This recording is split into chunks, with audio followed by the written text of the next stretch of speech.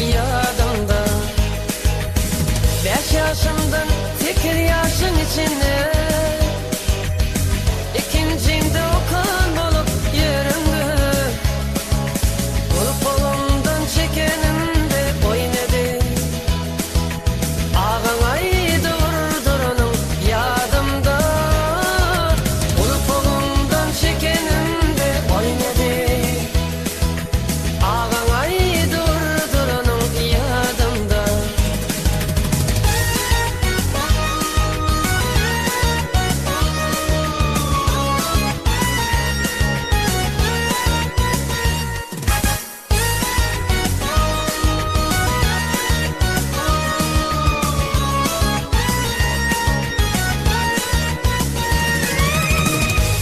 Yaştan 15 yaşın içinde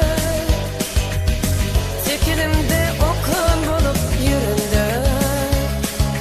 Söyleyen gülüm kıyandınız sen için. Divaydan söylerimim yadımda.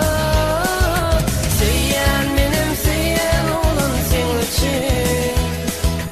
Divaydan söylerimim yadımda.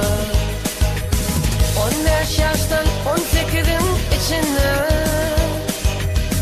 men öyümüzün kulluğu deyip gidemde. Karaşarmın sen bana. Divaydan sözlerimim yadımda. Karaşarın men sana.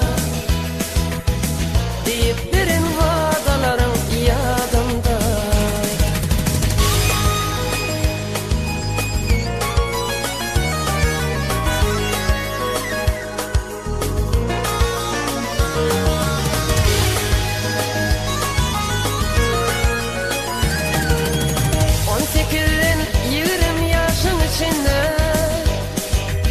Kulluğumdan kaydığı gelimde.